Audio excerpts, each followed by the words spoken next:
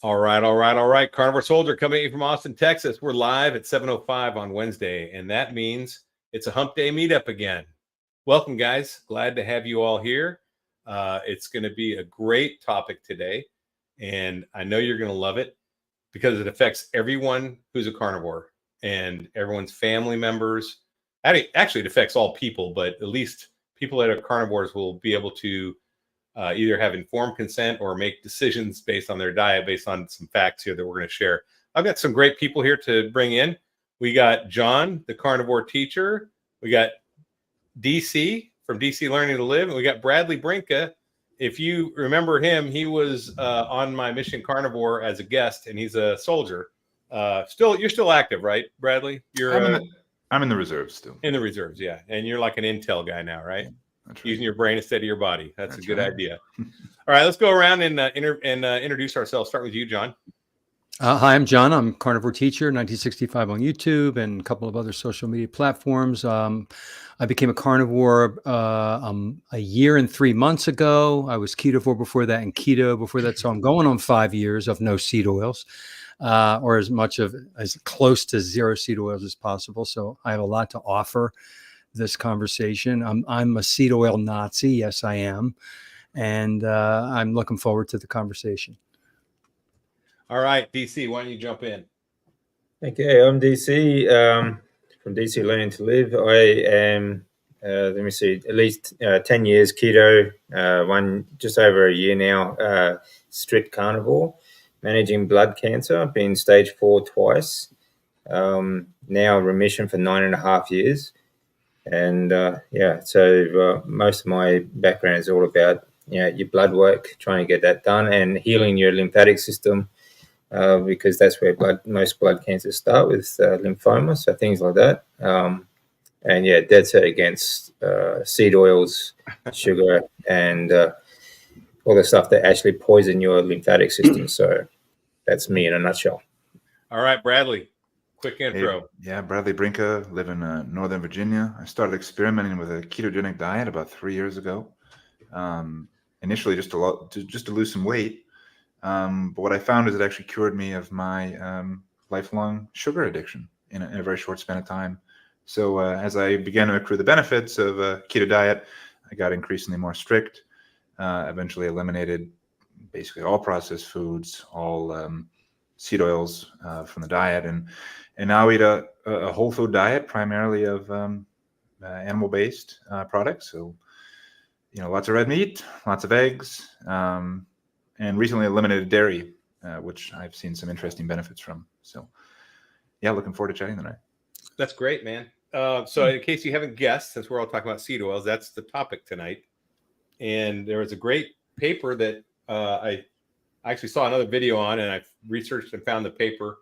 And the paper is a narrative review of the Western American diet, or the standard American diet, from a linoleic acid point of view. And if y'all aren't familiar with linoleic acid and seed oils, basically the seed oils, they have an omega-6 in them, right? But it's the wrong one. Am I right with that, John? Yeah. So They have an omega-6. These seed oils have an omega-6, and your body will accept it.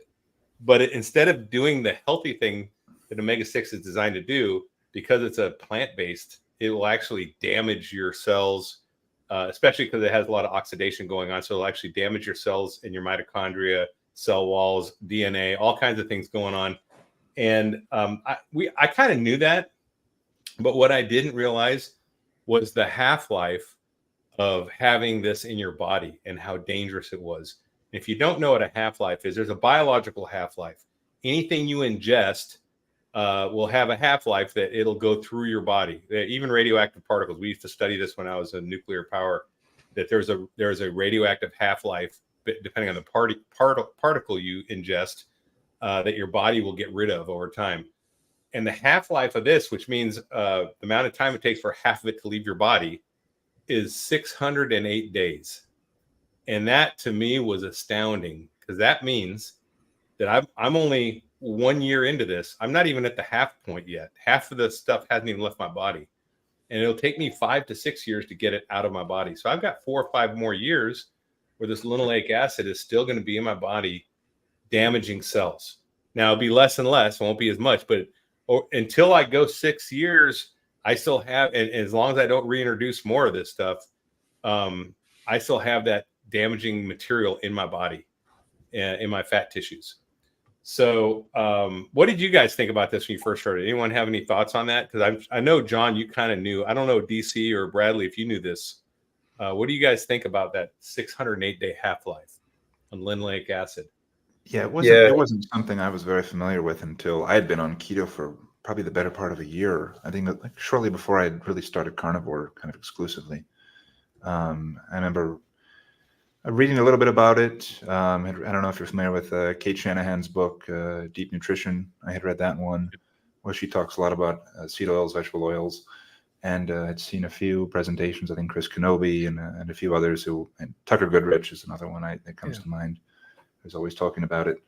And in the beginning when I started the diet, it was like, okay, what is the real culprit here of a bad diet? Is it the sugar? Right. Is it the carbohydrates? Is it the seed oils? And I've never like conclusively thought it's one or the other. I mean, they're all bad in different ways. And the advantage of carnivore diet is that you get rid of all of them. And so whichever one is, the baddest of the bunch, it is one of the great benefits about the carnivore diet. Mm. How about you, DC? What were your thinking of it? I mean, you already shared this, so you knew about it. So what was your thinking on it? Yeah. Well, the thing, yeah. I mean, I knew it was, the half-life was quite extensive, but it's also cumulative as well. So, you think about all the years that you've been eating these seed oils. How long is it going to take to get rid of it? Actually, get all of it out of your body? It'll probably take the rest of your life, really. Right. But I've always looked at these seed oils as, I mean, apart from the fact that, they're high in omega-6s, there's, like you said, they're plant-based omega-6s, so they do poison your body anyway. But it's also the imbalance of like a high omega-6 intake compared to omega-3s that's also a problem. So even if they weren't toxic, rancid sort of oils, they would still be, damaging your body anyway. And where people get fat, for example, you won't, like fats and oils, the body won't hold on to that, like it won't store its fat cells in your fat cells, for example. But when you combine like fat and sugar, that's where you get the bad combination. But a lot of these processed foods, you're combining sugar and seed oils. Yeah. So that's how they damage you so much, and that's how they make people so obese. And I don't think it's the seed oils that people are addicted to. I think it's the sugar they're addicted to, and then the oil does the damage. I saw somewhere, and I can't remember where it was. I wish I could find it again. I think it might have been a video where someone was talking about how sugar is more addictive when combined with the seed oil. And I don't know if it's the mouthfeel thing, but it's like a scientific fact that they found that it's not like the bliss point, but it's just more addictive. I think it's part of the bliss point because the oil makes it creamy on the texture. And then the sugar. So that's part of the calculation of getting to that bliss point is the texture of the food, as well as the salty and the sweet. And so that's the fat part. And of course, they won't use a good fat. They're going to use the linoleic acid seed oil. And that's why it's you find it in pretty much every processed food. It's breakfast cereals, whatever, oatmeal, whatever. It's in there. And what's interesting is you go to Europe, you don't find it. In fact, it's outlawed. So you see, I looked up Lucky Charms, I think last week or the week before, and compared the German Lucky Charms to American Lucky Charms. About half the ingredients, and the extra ingredients we have are seed oils. Oh yeah. I'll share that again. There's a lot of seed oils involved in that. So I can go to Europe and eat my Lucky Charm. You're still going to have sugar and wheat and all the bad stuff. And all the other the grain. But this is something we talked about too. So when I was a nuclear power guy, which I was on submarines, they taught us about the 4 different nuclear particles you had to worry about, right? The alpha, the gamma, the beta, and the neutron particles. And then we had like a test just to see if you understood what protected you from each one. So the test, and it's just made it very simple. So anyone could remember it. You could put one in your hand, one in your pocket, you eat one and you throw one away. And the way we remembered it was, well, the alpha skin blocks it. So alpha is really deadly, but it's only deadly if it gets to an open wound or if you eat it. So if you put that one in your hand, you're safe because the skin will block the alpha. The beta particle is blocked by clothes. So clothes or paper. So you can put it in your pocket and you'd be safe. The gamma is going to penetrate anything. It's very high energy, but it's very little damage because it goes so fast. As long as you don't get extreme exposure to gamma, you're okay. So you eat the gamma, it's going to go out of your body. The neutron, you don't want to be anywhere near that bad boy. So you throw that one away. So that's the way we remembered it. And I saw someone talking about this same topic and saying, well, here's your options. You pick the one you never want to do. And here's your options. One, eat something with sugar on it. Like, I don't know, even eat a spoonful of honey, right? That's one. It's number 2, smoke a cigarette, or number 3, eat fries fried in peanut oil. Yeah. Which one do you never want to do? And it's eating fries because that has a half-life. The sugar will spike your insulin, but it'll go out of your system. And if you never eat sugar again, you're fine. It's not going to damage your body. The cigarette is only one cigarette. It's not going to hurt you. It's not good for you. Definitely not good for you. But the worst thing that has the longest impact is the seed oils, and that's kind of like an easy way to remember that. Let me share. Kind of reminds me of a story. I was when I was in Japan, when going through the earthquake. Everyone's worried about the radiation from Fukushima. Yeah, we were just 80 kilometers north of the Fukushima power plant, which is where the actual quake actually happened. But the Australian embassy, it was so funny. They kept hounding me to go back to Australia and give up my life there and all this sort of garbage. But they only stayed there for like 5 days, and they came out and saw us. Never thought to bring any food or water, but they brought me one iodine pill and said, just in case the radiation gets so bad, here's an iodine pill for you, and you should make sure you have an escape plan to get away from the radiation. One pill. Okay. One iodine pill. That was it. Yeah. Thanks, guys. I mean, you really need some potassium too. You need different. Yeah, you need different things. But that's funny. They only brought that. Well, this talks about this will remain in your body up to 6 years, contributing to many chronic degenerative diseases. So, I think I've only been carnivore 1 year. I've got a long ways to go to get rid of this stuff from my body. And that 680 days is up here. Is your half-life of linoleic acid. So it's going to take a long time, or up to 6 years, to replace 95% of the linoleic acid with healthy fats. Yeah. So this is an important paper, and I will go ahead and put this in the comment for y'all in the this link. I'm going to drop it in there just so anyone that's interested in this, I would definitely check it out, and I'll have it in the comments of the video too. So if you're not watching this live, I recommend you get this, you share it with family members. I mean, I remember like people talking about, if people are so fat phobic now, and if they would treat linoleic acid like fat, it would be more appropriate, one, because this is the real danger. And it would actually have an impact on their health, right? Like if you cut fat out of your diet, it's not going to help you at all. In fact, it'll hurt you. But if you cut this out of your diet, it can make a big difference, major impact. So I think having a high real fat diet would help to actually combat the linoleic acid sort of damage as well.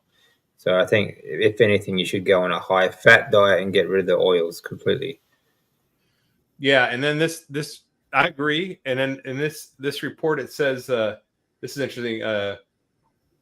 Basically, the mitochondria, there's 100,000 trillion mitochondria in there, and the linoleic acids damage it. Basically, what's going on. And this paper tells you exactly how it works. It's really great. I recommend you guys check this out. It's very detailed. It is from it's from NIH.gov or PubMed, which is legit. It's not like someone's college papers on. This is like real. This is a real research paper with real information in it that's government sanctioned. So I don't know why, if the government knows this, then why is the government not telling people that you're eating poison? Because we're literally eating cancer.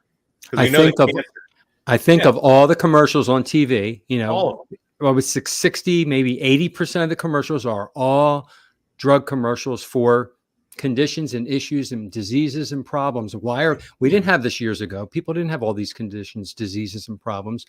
Why are we getting so sick? That's because the increase of seed oils in everything. And I remember having a discussion with a guy on Twitter a while back, and he said to me, well, what am I supposed to eat? If I don't eat seed oils, that leaves me with nothing. And from his perspective, he's thinking of all of his food, which is all processed food and fast food. And I said, well, here's what you eat. And I gave him the list: beef, lamb, pork, poultry, fish, eggs, using butter, beef tallow. You can use duck fat, chicken fat. You eat, and he looked at me like I was from Mars. Like, how am I supposed to eat that?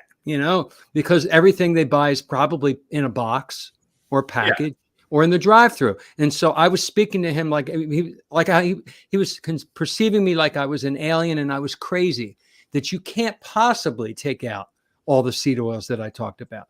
So there's a lot of people in the world, that's what they eat. That is their world. And look at what's all in the grocery stores and the fast food. It's everywhere. And the only way to get away from it is to not eat that food and to eat the food that we eat. You could do keto and do vegetables and fruits, which I disagree with, but you're not getting those seed oils if you do that. Right. So you're getting oxalates and other you're things. getting all the other anti-nutrients, Cyanide and Pesticides. But so you see the increase in vegetable oil.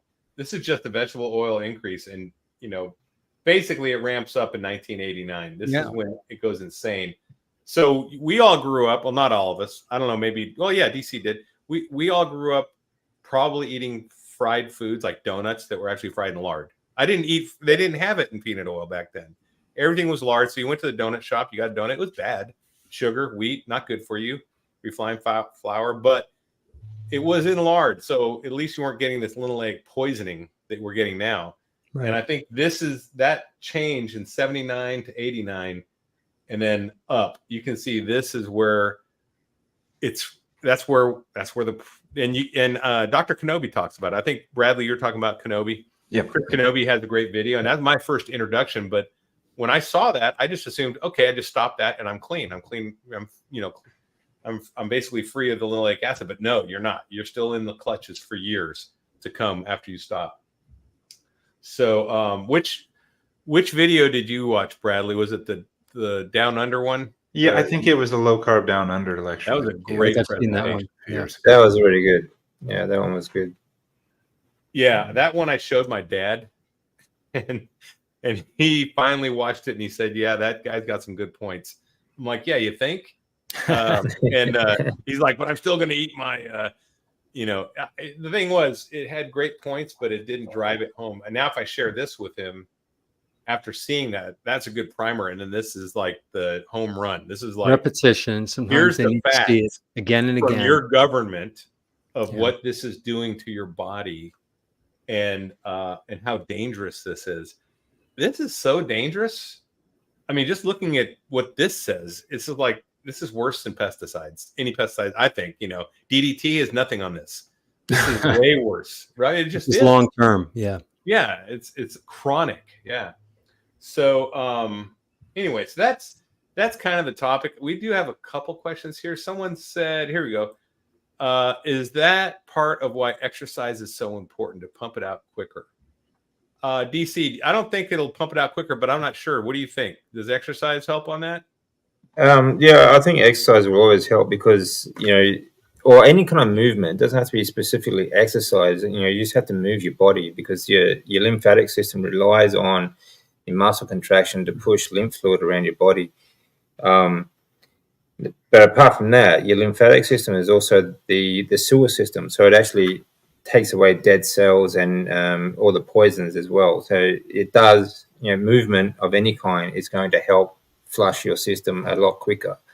Or at least get rid of some of the damaged cells and the poisons in the toxins in your body. So movement is always crucial. Okay. Yeah, I find when I exercise, I feel better. I mean, I just do. I think there's a lot of things that happen I think it'd be interesting to see if when they say like half-life is say what was it 640 odd days or 680 something, days. 680 680 days. days. It would be A year. interesting to see if they're measuring that on like sedentary people or active people, just to Over see the if there is average. a difference. I think that Yeah. would be a really interesting sort of thing to understand as well. I think you would be right in assuming that it would help.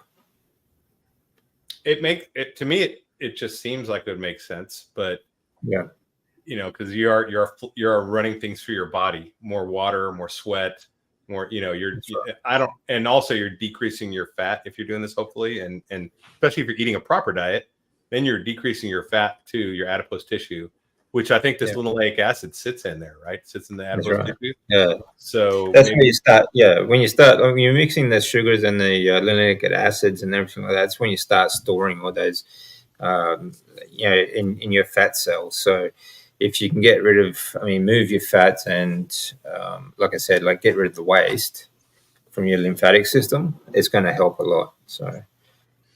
Yeah. Hey, you got Nia's in the house. Nia's way. How you doing, Nia? Welcome. In case you guys don't know, anyone that's in the Texas area, Dr. Barry will be in San Antonio next weekend, and I'm going to be down there too. I'm going down to Oh, great. Yeah, it's during the weekend before the eclipse. They came down. Dr. Barry and his wife came down to watch the eclipse. Unfortunately, the weather's probably going to be bad, but I'm planning on going down there and meeting up with him, and that'll be really cool because he's not going to be at KetoCon, so it's going to be a great opportunity. I'm bringing my son. It's going to be fantastic. So Nia, in case you didn't, I know you're up in Dallas, but and that's a long ways from San Antonio, but Dr. Barry will be in there next week, and if you guys need information, just contact me and I'll send you a link for the meetup. All right. So let's talk about traveling and eating out. And also, Bradley, since you're a soldier sometimes, and sometimes you're civilian, because I've done it. Well, reserve. I've done that. I like that sometimes. Yeah, you're always a soldier. But when you're in the field, let's start with you. Well, have you done any FTXs, like field exercises, since you've been carnivore? This was one of the benefits of going MI, is like our idea of the field is very different than what it right. was in a. Are you in the skiff? Yeah, we're in a skiff. That's our field. Yeah. Okay. But like I had a 2-week annual training last summer, and we were just staying at a hotel down here in Virginia. We had our own lodging. Not sharing a room with anybody. Yeah.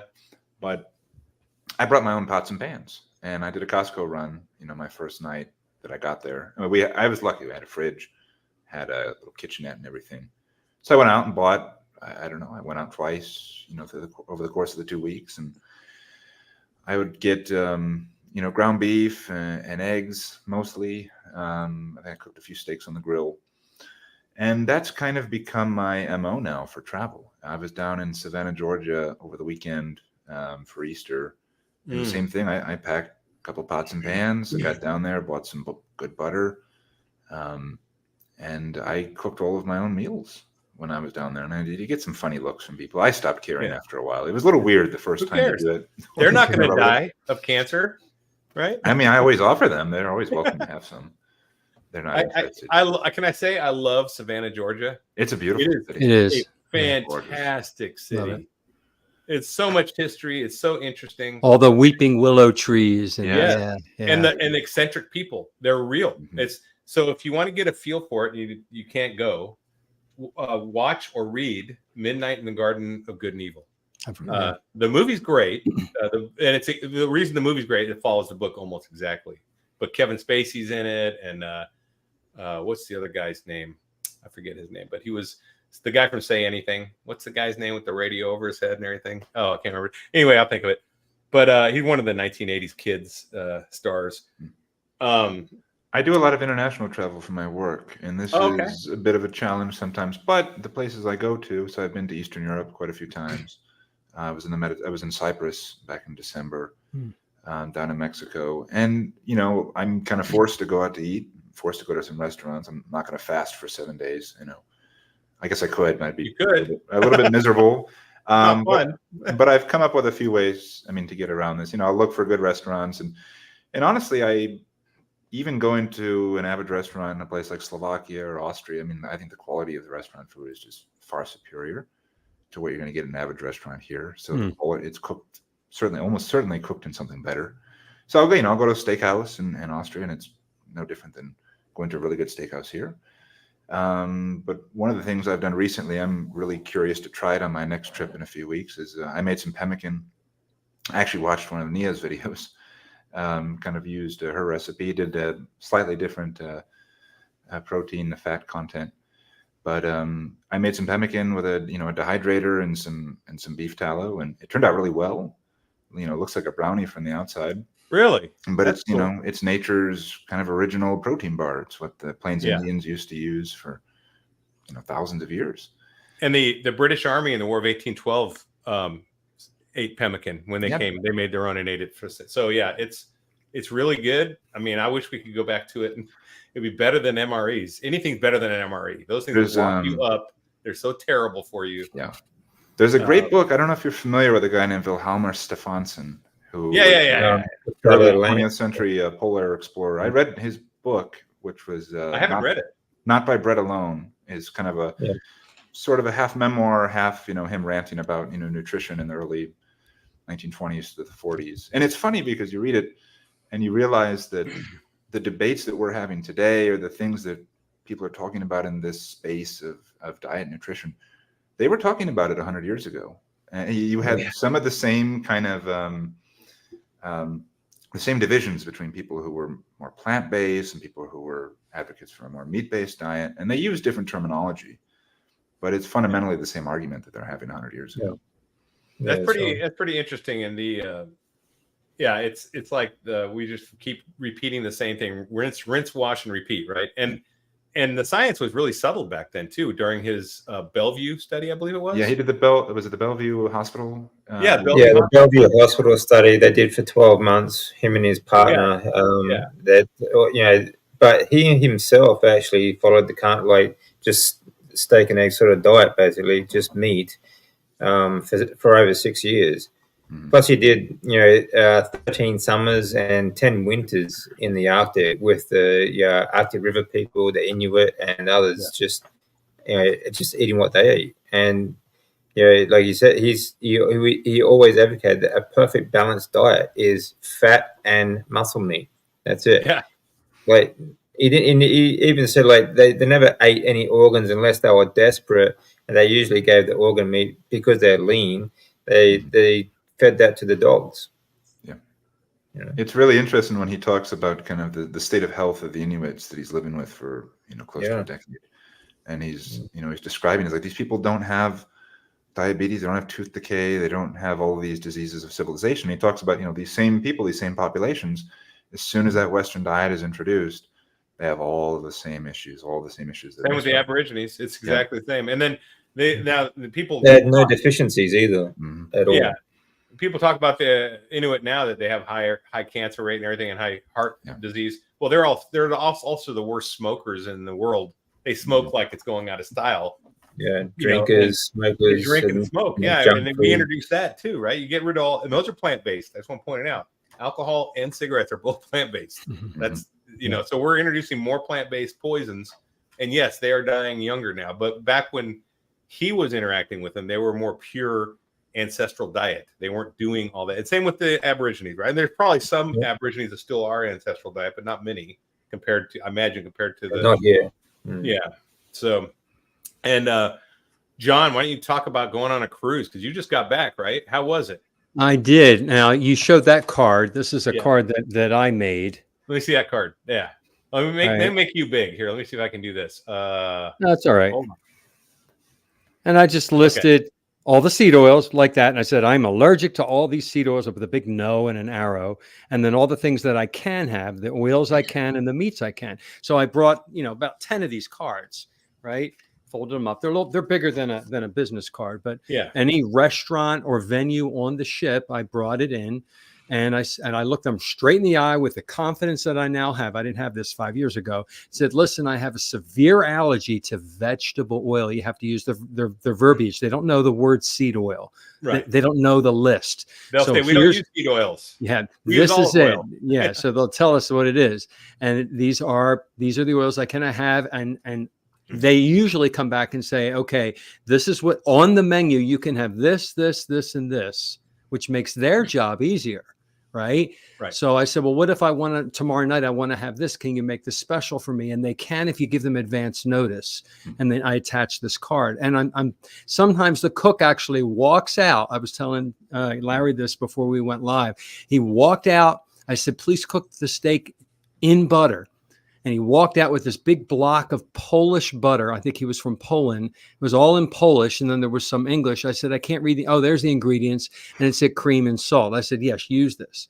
And he walked away. And I thought, okay, now I feel good. The guy's actually he showed me the butter that he's going to use. And unless you have that conversation, that discussion, when you're out, you don't know if they're going to cheat and put the seed oils on the grill or on the steak. And of course, I don't get anything on it. I say, I just want the plate. I just want the meat. No, I don't want the veg. I don't want the dip. I don't want the sauce. I don't want the seed. Just, I have my own Redmond real salt little container that I bring. I salt all my meat. And I always ask for, and I have to say the phrase, hard, real butter. They don't know if you say dairy butter, they think you said non-dairy.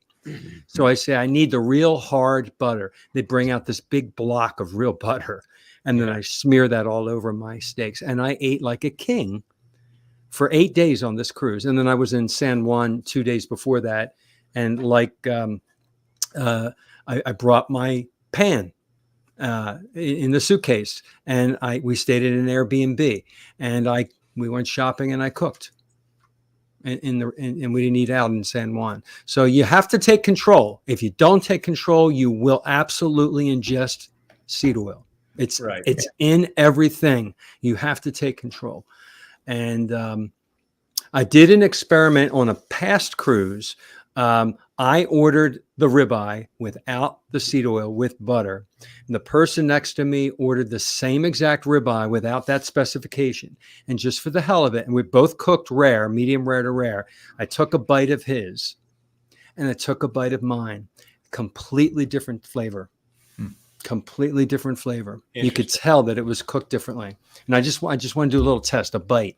So I got some seed oil, I think. Oh my gosh. Well, you can still have up to 1%. I don't even want to. I don't want to. I don't want it either. So that's the thing. If you just disregard this, you're going to probably get seed oil. You're going to get be in your body for at least 5 years. Yeah, 5 years. And that's so. Here's another question. Will my vibration plate help with getting that stuff out too? So this is the exercise question. A vibration plate? I don't know about that. I never heard of that. I think our exercise DC. I mean, again, it will help get your lymphatic system. So it's moving. A movement thing. Yeah, it's a movement thing. Okay. People lift with as long as your muscles are contracting, you will push your lymphatic system around. So, I know some people who are very sedentary that may not have the ability to go out and exercise.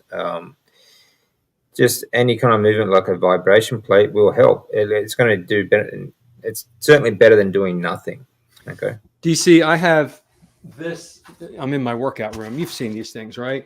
I saw a video once where somebody showed how to roll around all different ways on your lymph glands just to massage them and move them. What do you think about that? To get them, it's almost like vibration plate, right?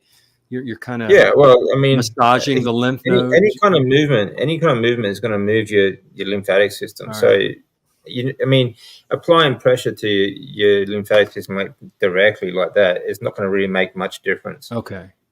If you any kind of work, any kind of movement is anytime you lift your arm, go for a walk, even just walk to the fridge, you're still moving your lymphatic system. Right. So movement. So it's just movement itself. It doesn't matter what kind of movement you do. But those things are good for like pressure point, sort of stretching and warming up the muscles and that sort of stuff. Releasing tension in your muscles and like connective tissue and things like that.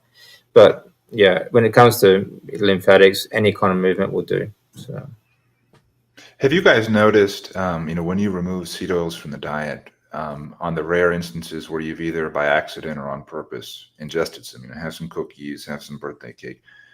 I personally, on the rare occasions will, ingest seed oils again, I feel like my tolerance is much, much lower for it than it used to be. I didn't have digestive issues necessarily, 5 years ago if I would eat Oreo cookies or, the average restaurant food, but now I really do. I've tried not absolutely. to do that, but I've heard many, many stories that when we start eating very cleanly for a long time, we're super sensitive to anything that's not clean, that's impure. And so we may have had the same reaction before, but we were so, in a fog, we were so, toxic to begin with that you don't realize it. Now that you're so clean, you can smell things and taste things and feel things more acutely. So that makes sense, actually. Yeah, I think so. Bradley, what was that book? It was not by bread alone, or there's also another one. He has a few books. It's also The Fat of the Land as well. So not by bread alone, or The Fat of the Land. Anything by Johann Stephenson. Wilhelm S. Stephenson is the books he's talking about. Yeah, it's a really wide-ranging book. He talks about scurvy, how to treat scurvy. He talks about. Did he talk about fresh meat protocol? Is that what he talks about with scurvy? Because that's what the British did in the turn of the century before.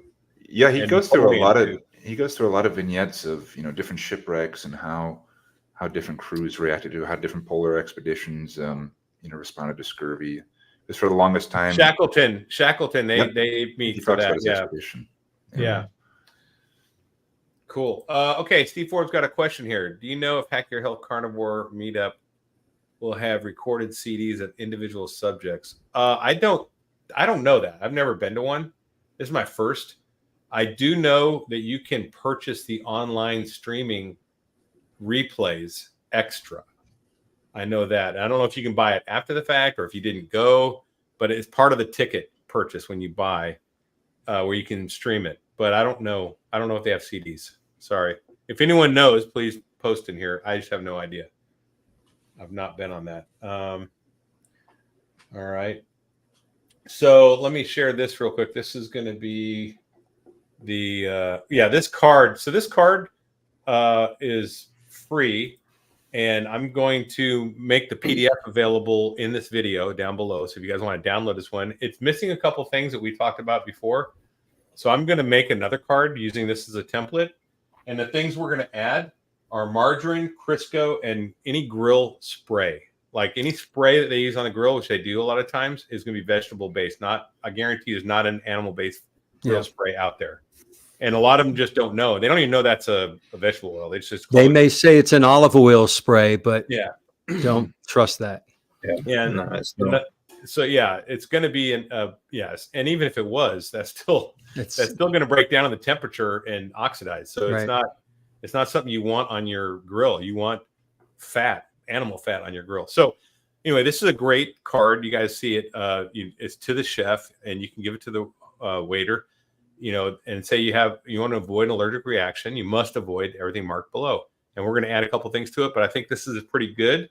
You can definitely get this one down in the description of this video. I'll have a link to it, so you can actually do it without waiting for me. But I am going to make one for Carnivore Soldier that basically is like this and has my little logo on it and add a couple things to it. Are you going to take off the avocado and olive oil on the bottom, because they'll use it, they'll have it, and then I'm not going to put olive oil or avocado. I'm just going to take those out. I don't think. I mean, coconut oil. Borderline. You can't mess coconut oil up, and it's mostly saturated, even though it's okay. from the plant. But I'll take these out because, for one thing, they will oxidize. Avocado has a higher smoke point, but it still oxidizes. It does, but you don't know if it's real. You don't know if it's real, especially what they're buying, because they're buying from these big corporations, right? And they're not. They're buying the cheapest ingredients they can buy to maximize their profit and still deliver a good tasting product, right? So their job is to make the plate look artistic and beautiful, and for you to say, "Ooh," when it comes and placed in front of you. And if you were to break down all of the ingredients, it's a lot of cheap ingredients. That's Yeah. how restaurants are there to make money. They're not Yeah, really there to Cisco make you is the feel biggest good. food deliverer. They deliver to like 90% of the restaurants out Oh, yeah. there. I think Cisco Foods, and their olive oil is not going to be cold pressed, extra virgin. From one Good country, olive oil. one It's going to be source. cut Yeah. with whatever they got, and Yeah. it's going to be on sale, whatever their buyers can buy. Right? Yeah, most of that stuff are just oil blends as well. And they say Yeah. like when you go to the supermarket and you like a bottle of olive oil, for example, if you have a look at the ingredients, on top they'll say it's an olive oil blend, and because there's 2% is olive oil and the rest is made up of all these other seed oil garbage things. So Yeah. QQQ. So I've been keto 5 years now, carnivore 9 months. So in that time, if I had any seed oils in my salad dressings from a restaurant, cooked meat, it'll take 5 years. Yes, that's correct. Yes. Or if you had any keto snacks that were processed, they'll probably have seed oils in them too. Almost all of them do. Like anything you most see of them will. listed keto or like protein bars that are supposed to be healthy, all that garbage. We need to talk about, I mean, I don't know if the public who's watching this understands why seed oils are rancid. Yeah, go ahead. What do they do that's so bad to the body? We give this list, and maybe some people don't know why, because it's in everything. So let's talk about why it's bad and how it's made. And when you understand those facts, then it's a little more easy to understand why you want to stay away from it. You're more motivated to really try to stay away from it. Yeah, the only quote unquote healthy plant oils, which aren't super healthy in the first place, but the only ones that are semi-safe are ones that are extracted without high temperatures and pressures. So there's a couple things like coconuts and avocados. Those are basically them, maybe olives. And if they do it right. Old days. Yeah. If you did it in an ancestral way, like the way they did in Greece, back in the Greece. They olive come from the cold press it. Yeah, right. And they're the flesh of a fruit. An olive is a fruit, a coconut's a fruit, and an avocado is a fruit. And you're taking the oil out of the flesh of the fruit, cold pressed, versus with extremely high heat and pressing a seed, and then it goes rancid because of the high heat. And then you have to use a chemical to degum it and to make the smell go away. Then you have to take that chemical out. And then you have to bleach it. And there's just so many steps. Now, I don't understand why it's so cheap, but it is the most putrid stuff in the world. You see how it's made. A lot of the reason why these seed oils are so cheap. They're also subsidized. They're the government. The farms that the government subsidized. They're actually, in other words, taxpayers are paying for their own poison. That's what it is, because these farms, they are heavily tax subsidized. Governments have, we say taxpayer subsidized, I should say. And so and they're in everything. They're in absolutely everything, even including health food. So it's not just it's the growing. They're covered it like they're genetically altered foods anyway. So nothing grain is actually natural food these days anyway. Then you've got the pesticides and everything while they're growing. Then you've got the processing, which heavily oxidizes them in heat and things like that. And then when they go into the foods themselves, which are all the foods that they are in processed foods, such as even like keto friendly so-called foods like nut bars and protein bars and all sorts of stuff that the health industry uses, like the fitness industry, for example, protein powders and stuff like that. It gets cooked again, so it's heavily oxidized. It's poison from the start to the finish, and it ruins you. Yeah, the oxidation is what really causes the poison to come out, or creates the poison, I guess. Oxidative stress in our body Yeah. Creates massive inflammation. And people who have back problems, I had severe lower back problems for many decades. Me too. It was probably from, all of the seed oils I was ingesting and Bradley the carbs and the too. weight. Yeah. Well, mine was from an injury, but still, that probably contributed. It probably exacerbated. Yeah. Yeah. If you see here, even if you do like the ancestral way, like this is all stuff that was going on back in ancient Greece, I'm sure. The crushing, the conditioning, they pressed it, right? They filtered it probably through some cloth or something, right, to get the oil out. Now, I don't know if they probably didn't bleach it. but now they're bleaching it and deodorizing it. That probably didn't happen back then either. Olive oil in Greece back in the Greek Empire and the Roman Empire, it probably smelled a lot different. It probably looked a little different too. I think Well, they didn't have pesticides on them either, like when they were growing them or anything like that. So and you look at this is what's going on in all these other oils where they're doing the hexane extraction, distillation. This is where they add a lot of heat and everything. They keep reheating and pressurizing this stuff, and it's pretty awful. And I've worked in oil and gas for a long time, and I can tell you, there's no such thing as a green and clean plant that's doing oil. It has, basically has crackers, and they're doing oil, refining. And that's what this is. This is refining of a different kind of oil. It's not fuel. It doesn't matter. It's the same process. It's exactly the same process. It's just a food based version, and I guess human edible, even though it's not really. But yeah. Well, a lot of oils that we don't see as fuel actually can be used as fuel, like especially biofuels. The first diesel engine, he ran that on peanut oil. We had the old deuce and a halfs we had in the Army back when I first started. They were called multi-fuel.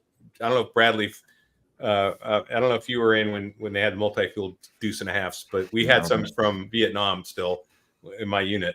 There's a medical unit, so we were like last to get updated. And multi-fuel, you could put cooking oil in it. You could put diesel. You could put gas in it. Anything, and it would run. I mean, the engines were amazing engines. They were designed that way on purpose. That's what we should do today with our automobiles. Let's just take all the seed oil that we should not be ingesting, and let's use it as our fuel. And I don't know if it's real, or it's a create an engine for it. But I've read that the Germans developed seed oil that turned into Crisco. That formula was actually based for that's true. war machines, like submarines and tank tracks and that kind of stuff to lubricate them. That's a great use for it. I think that's an important point too.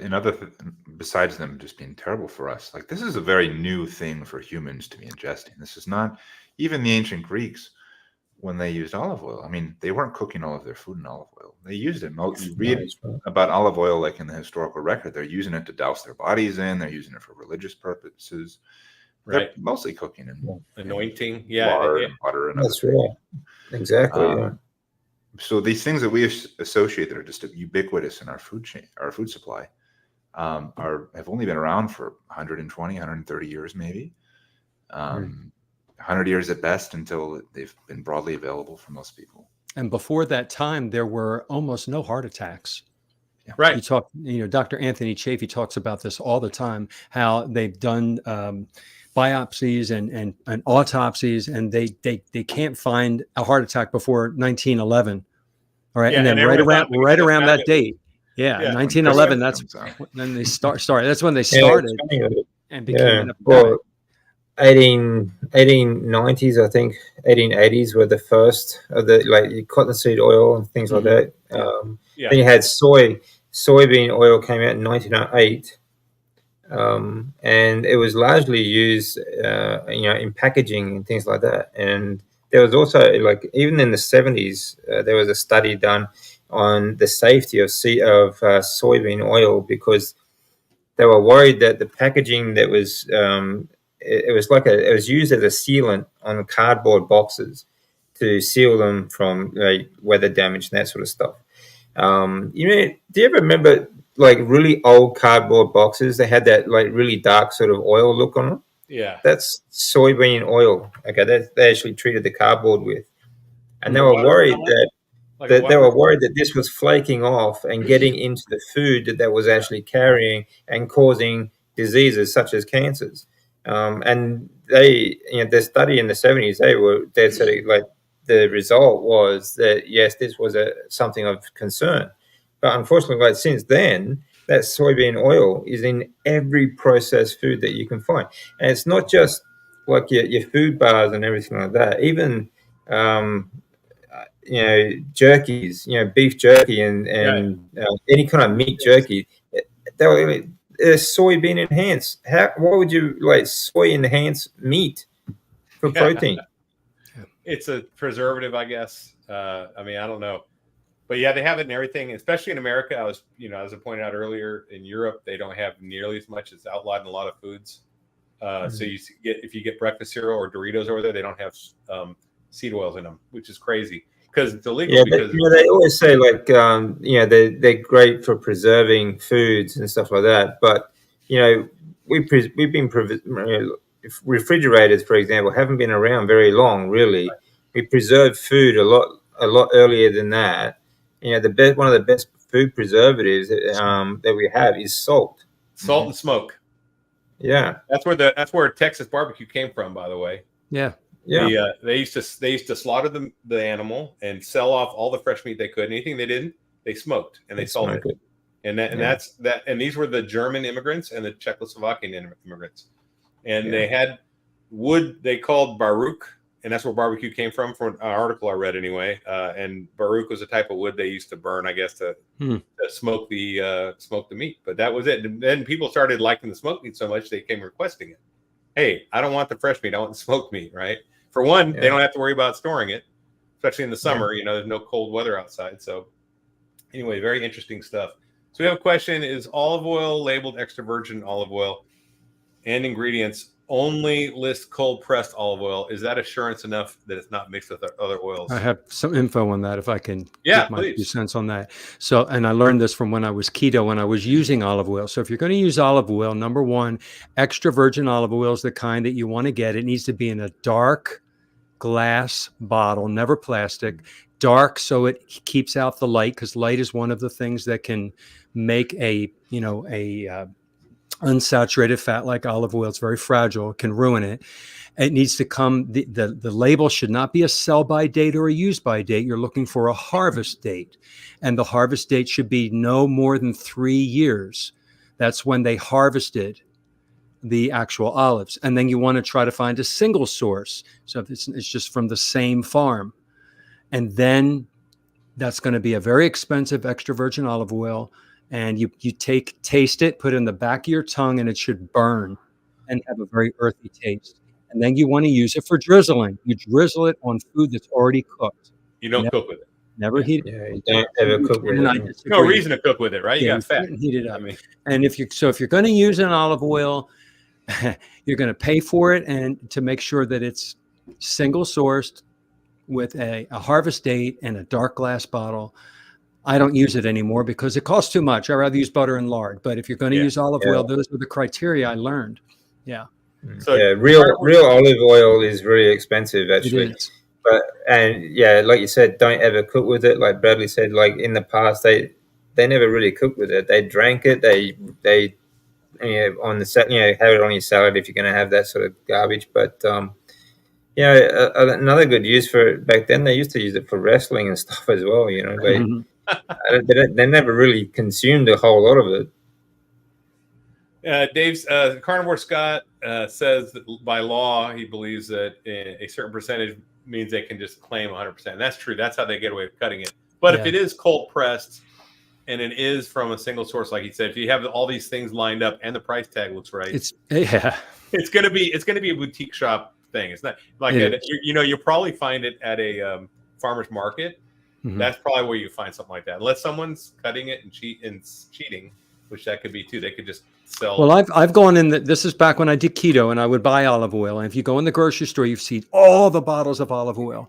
Right? I go to the dark glass bottle ones. I start looking for a harvest date. None of them say harvest date. They're sell by dates, right? I find one brand maybe that has a harvest date, and then that's the one I buy for $27. Yeah, right? So that's crazy. That's the one I had. I don't use it anymore. Yeah. So Charger Mopar says he used to run his diesel on seed oils. Yeah, you can do that. That's for sure. Yeah. Let's see. Dairy industry got a waiver to call 2% milk low-fat milk when it's really only 1% less than whole milk. Interesting. Yeah. They just add sugar, though. I know they cut fat out. They have to add sugar when they cut fat out. So right. Yeah. Oh yeah, Carnivore Scott remembers. He's old school like me. He remembers the multi-fuel trucks. You're old like me, Carnivore Scott. I know you are because you're about the same age as I am. You're not old. Yeah, exactly. I'll be 58. I'll be 58 in May the 4th. Couple weeks. May 4th. May the 4th be with you. Yeah. That's how I remembered it. 1 month away. We're 1 month. I feel fantastic, by the way. Good. Let's see. Most I've read about EVOO is that it is much different olive oil. I don't use it anymore, but was curious. Mm. Now, the other thing is this: if you're eating sardines, make sure they're in water, not oil, any oil, because they're always going to use the cheapest. Again, they're going to use the cheapest oil they can get. It's going to be grapeseed oil. It'll have olive oil in it for a little flavor, but don't get oil for fish. Always get water. Yeah. Any tin fish that you buy, you should always get in water. Spring water, not the Well, it's oils. great when you open up that tin and it is packed in water, you'll see these little bubbles of oil on the top. That's the actual omega-3 coming out of the fish. Drink it. Don't throw it down the drain. That's good stuff. Nice. Let's see. So we have Carnivore Scott saying now they found a lot of CBD in ancient Egyptians. Yes, they did. All the mummies were riddled with plaque and caries. Yeah. And bad That's true. teeth. Yeah, that's right. Because that in Egypt was like one of the biggest grain cultures because they cleared all the forests. That there used to be a heap of forest land around the pyramids and that. Now it's all sand because they cleared it all for growing crops for the slaves. Keep the slaves eating grains and they won't fight back. I got a report that my volume dropped. Maybe No, I'm sounds. okay. Okay, to you guys? All right. Yeah. Just Carnivore Rick, Carnivore Scott, maybe my thing dropped when you were listening or something at that point. Let's see. Consuming olive oil is relatively new, used primarily as external oils for thousands of years, not consumed. Yep, that's exactly right. Yeah, exactly. So, it's pretty crazy how they've marketed all this stuff to us, and it flies in the face of science now that we know about this linoleic acid, but people don't even know. I didn't know what linoleic acid was before I became a carnivore. I got to be honest. I don't know if you guys did. I mean, I wasn't really into the nutrition thing that much. When I did keto, it was just for a purpose of getting ready for school. So I was like, okay, carbohydrates bad, sugar bad, get rid of that. I see my weight go down, my performance went up. I was ready for school, and that was kind of the way I did it. I just did the easy, low hanging fruit thing of. Once I went carnivore, and then one of the first videos I saw was that Kenobi video, and I was like, "What? This is crazy talk," And I didn't know what linoleic acid was. So it's a learning curve, man. There's so much to learn. Once you start learning a little bit, you're like, you want to learn more because these are epiphanies. Like, whoa, I didn't know that. I need to learn more. And I'm attracted to that's me. I love to learn this information. You're a teacher, man. You're your wheelhouse. I get high on. It's a steep learning curve, I think. But I think in general, like people, you don't need to know all the mechanisms of the body to understand that real whole food is going to be much healthier for you. And it's just you don't have to get too technical about it, but in your own life, it really is. It is a much simpler thing than you really think it is. Eating is very easy. It should be very easy. Should be. I mean, we're an animal. Yeah. We just happen to be the apex predators, but the next basic instinct.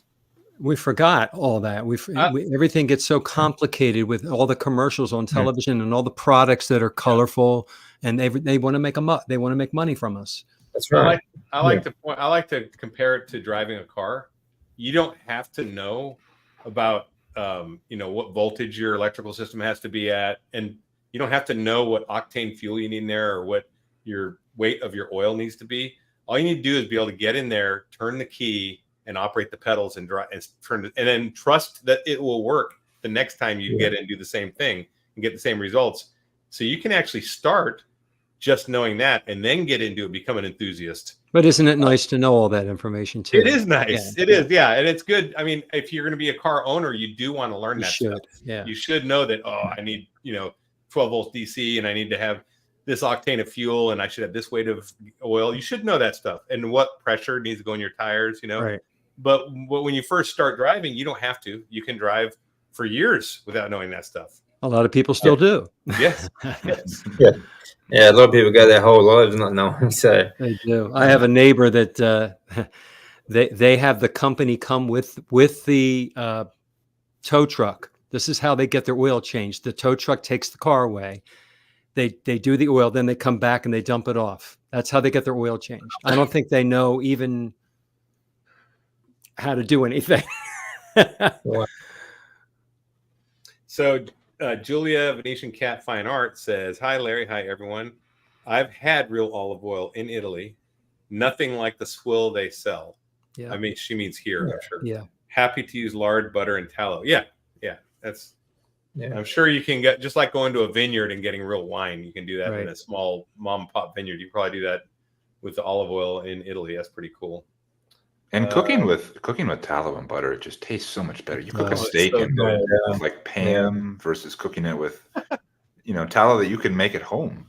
Basically for free. You just get fat from the butcher. And this came from the saturated fat scare and heart disease and Fat cholesterol. phobia. And this is why everybody switched to vegetable oil, seed oils. And so today people are still using Pam. They'll spray the pan lightly with Pam, which of course is soybean oil. Yeah. And then they put their omelet in there and they don't want to put too much, and we're throwing dabs and dabs of butter in there, but they're still fat phobic. Yeah, it lasts.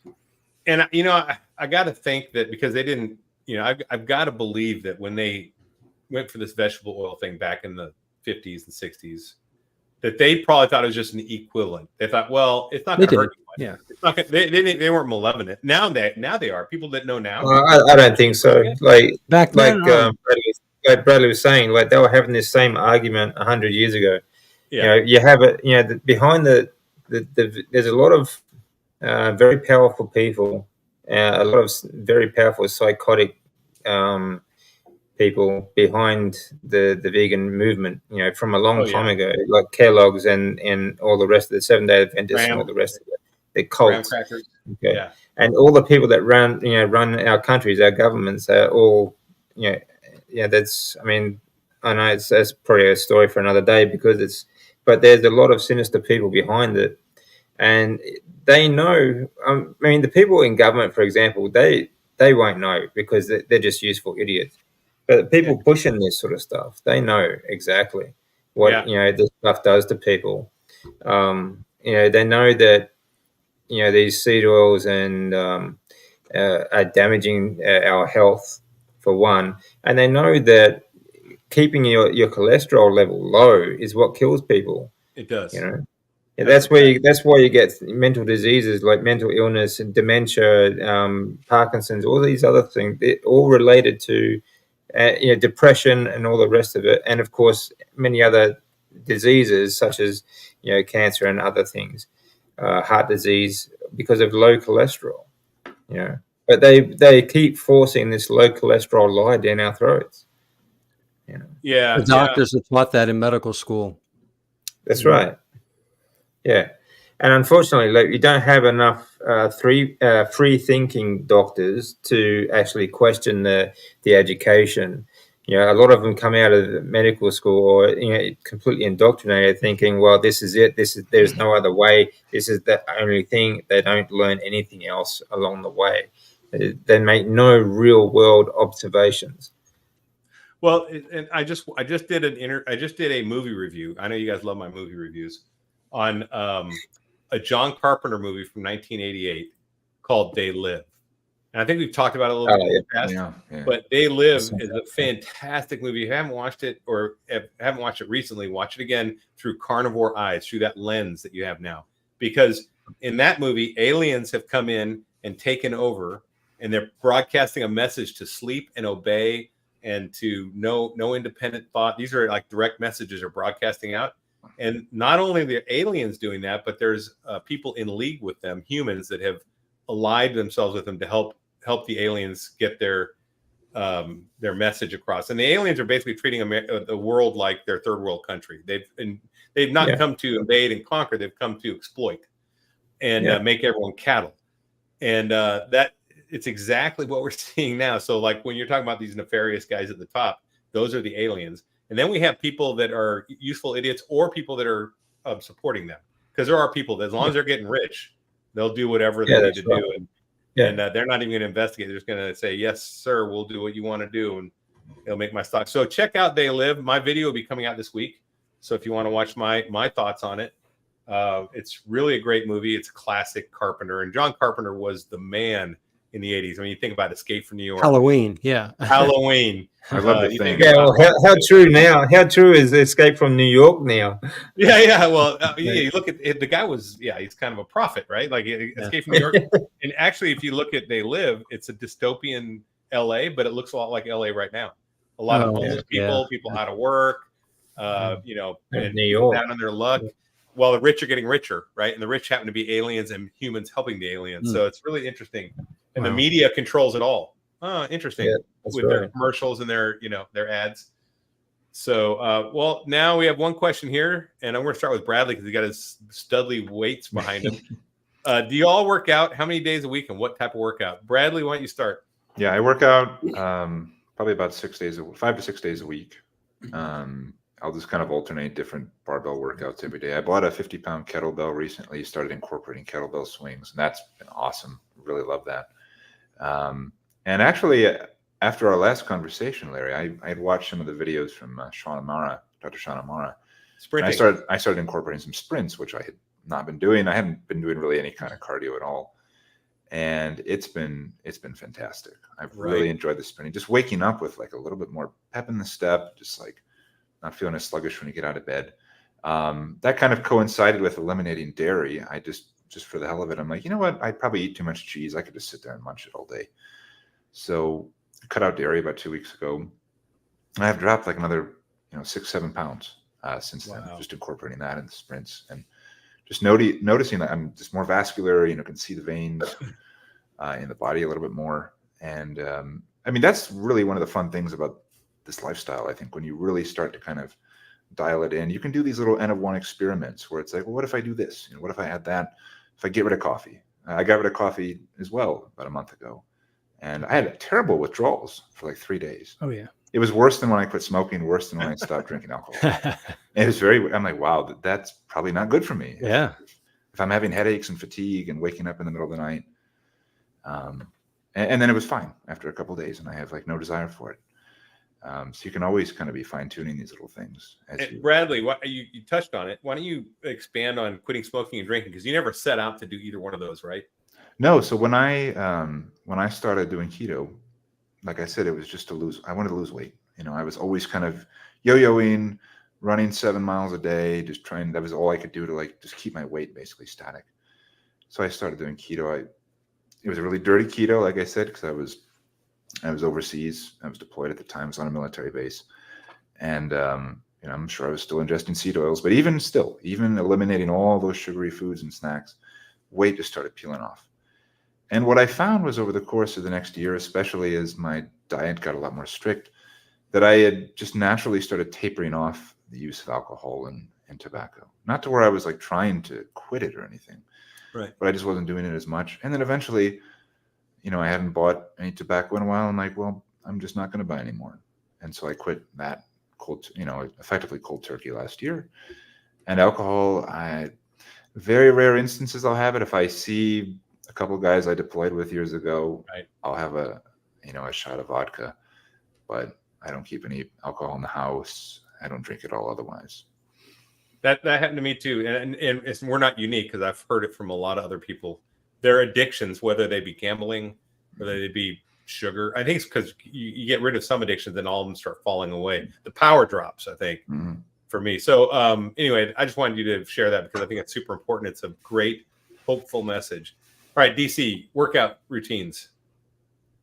Yeah, I mix it up. I like training. I do something at least every day, even like an active recovery sort of day. Like I'll go for a walk with, say I'll do some rucking.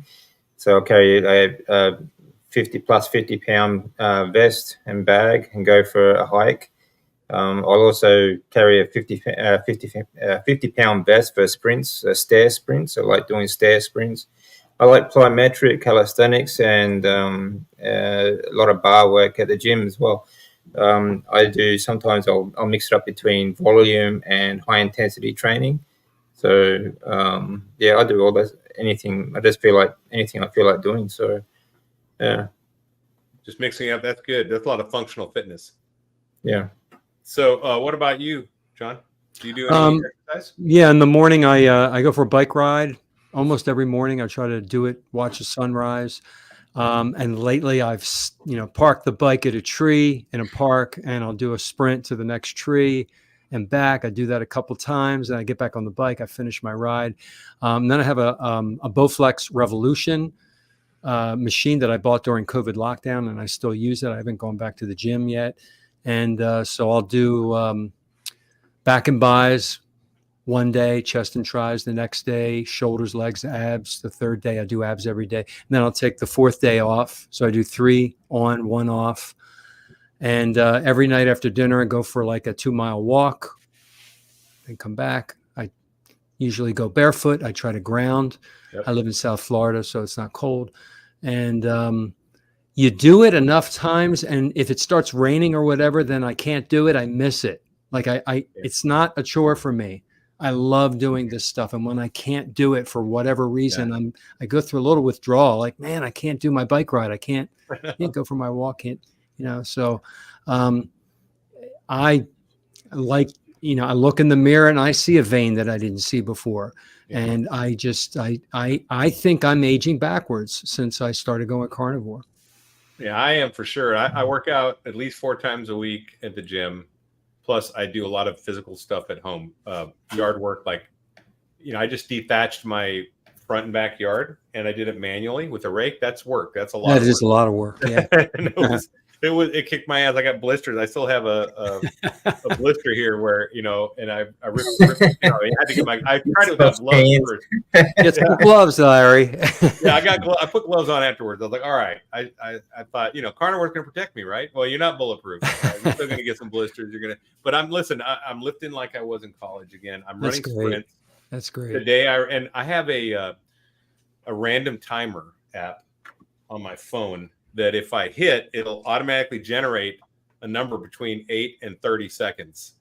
And I don't know what it's going to do. So I hit it and I run. That's your. And then that way it's a random sprint each time. It could be an 8-second sprint, could be a 10-second, could be a 30-second. And, it always seems to me that I'm always getting 27 and 26 seconds. You go like, what's 27 run until you're totally gassed, right? Yeah. And I tell you, I feel, for one thing, my musculature in my lower body, my buttocks, my thighs, everything's getting tight, really firm and really strong.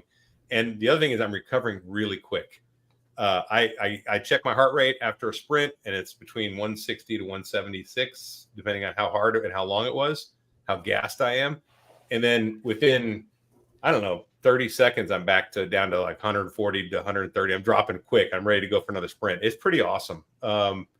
And I haven't had that since I wrestled in high school, I think, when I had that vascular, So sprinting, not only is it going to burn a lot of fat and build your muscle and get rid of the it's not subcutaneous, it's the visceral fat, right? Yeah. Visceral fat. And then not only that, but your cardiovascular is fantastic. Yeah, it's really good. Your blood flow, everything. It's good for everything. Yeah. I think your lymphatic system, right, DC? The lymphatic system is going crazy. Well, that movement. What's been really eye-opening for me is just how you don't have to run very far. Like you said, 30 seconds or less, that's all you need. Yeah. And I only do 5 or 6 sprints a day, and it's game changing. It is. I don't know how many you're doing, but it doesn't take many. Yeah, I'll do about the same, between 5 and 10. And I was doing them out in the sun in Georgia. Georgia was beautiful the other day. Doing them outside, like middle of the day when it was hot. I'm looking forward to going on the beach and doing it. I think DC, you can do that, right? You can go on the beach. Yeah, that's another good thing. I like going. Like grounding is really good. You go to the beach and do like barefoot sprints and stuff like that as well. Sand is great. Soft sand sprints, but deep breathing. If you can't do a lot of activity, you can't move very well. Deep breathing exercise like the Wim Hof method, that is a really good exercise. You have a lot of muscle groups working to breathe. You have 5 different abdominal muscle groups. You've got all your intercostal muscles between your ribs, your pectoral muscles in your chest. All these are involved in your breathing, and it really gets your lymphatic system moving. And that's how I started. Like when I was after my transplant, I couldn't. Like I was years and years in bed. I couldn't even walk to 2 feet to my bathroom. Okay, so that is a great way to start if you're largely sedentary or you don't have the movement ability to do the things that we do. Breathing is a good exercise. Yeah, for sure. So Julia, Venetian Fine Art Cat, does sprints every other day, 60-yard sprints, has emphysema. 60 yards is pretty long. That's a good one. That's good. Not always consistent, but it's good for you. Yeah, for sure. Well, hey, we've gone over our time. I want to respect you guys' time. So if you guys want to drop off, you can. I'm going to try to answer a couple more questions, and I'll be dropping off too. But I'm good at the moment. No, I'm fine. You guys still good to stay on for a few more? Yeah. Okay. Yeah, we've got 35 people on right now, and let's see. I surf a lot, couch surf. Okay. Yeah, so fitness routine is something that I didn't start with. I didn't start exercising. I really just started eating and walking and losing weight. And I didn't join the gym until December. I did buy an X3 system, which is a band system, and I worked on that for a while.